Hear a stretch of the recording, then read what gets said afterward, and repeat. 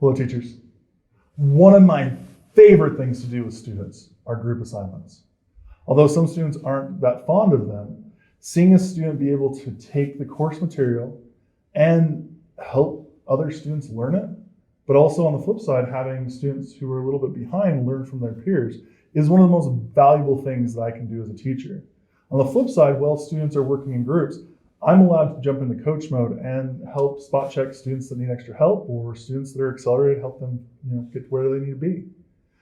Canvas has recognized the power of group assignments and has applied to assignments the ability to make groups and apply groups throughout Canvas. This allows teachers to create assignments either individually or across a course that are group in orientation. Let's go check out how to create groups and group assignments inside Canvas. There are two ways in Canvas to create groups. The first being that we go through people and create groups there before we start the assignments, or we can go directly to assignments and create a new group within assignments. In this video, I'm going to show you how to do both. The first that we're going to do is go straight to our people. Now we go click on people, and this takes us to all the people in our course. We're going to create a brand new group set up here. And we're going to title this group set Nearpod. We're going to not allow self-sign up in this group, and then we're going to split the group here in a moment once we get back to the home page. So we're going to click save, and there's our group next to our default group in Canvas, which is everyone, and now our created group Nearpod. In this group, we're going to create a new group. We're going to call this group 1, and then we're going to add a number of membership limits, so 4 people only. Then we'll add a second group. We're going to do the same thing, only 4 people inside this group. Now, we as teachers then can add as many groups as we'd like and establish those before we even get to the assignment. Now, once we've added all of the groups that we would like, we can go ahead and search for students to add to our class. Unfortunately, in this class, I don't have any students, but it's just a simple matter of searching and then dragging and dropping them into the group that you'd like them to be in. Now, once you've established groups under people, we can go over to assignments and do the same thing. So we're going to start a brand new assignment. We're not going to add a title or do anything in Rich Content Editor. We're just going to scroll down and look for the button that says Group Assignment. This is a group assignment.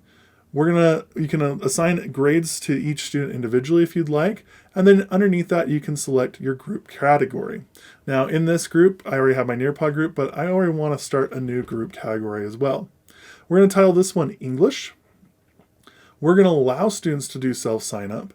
And we're going to require group members to be in the same section. If your school switches classes into different sections, this will allow them to stay in the same group. We're going to allow for creation of 5 groups, and we want to limit group members to 5 people. And we'll automatically assign a group leader. We'll set a random student to be as group leader. Now, if you don't like self-sign up, you can also turn that off, and you can split the students into groups, a certain amount of groups, or you can split the students into groups based on how many students per group. Either way has its advantages and disadvantages for different assignments, so take that into accordance when you assign group projects. Click Save, and you'll notice that we now have a new group set. We can use these group sets to also assign different due dates and different times. Now, just as a quick note, when differentiating groups and assignments, students can only view the assignment if they are a member of the assigned group. Otherwise, the assignment does not appear on the student's assignment page. Also, grades cannot be assigned for students who have not been included in the assignment, and assignments that are not assigned to a student are not factored into overall grades. So what that means is that students who are not part of the group assignment won't see the assignment, and vice versa, they won't get graded for that assignment. Groups are a powerful tool in Canvas and can create some wonderful opportunities for online, face-to-face, hybrid learning, and can create environments where students can build and grow together, and you as a teacher can switch into coach mode. I encourage all teachers to try this out, and hopefully you can give this a try in the next couple of weeks. Thanks so much.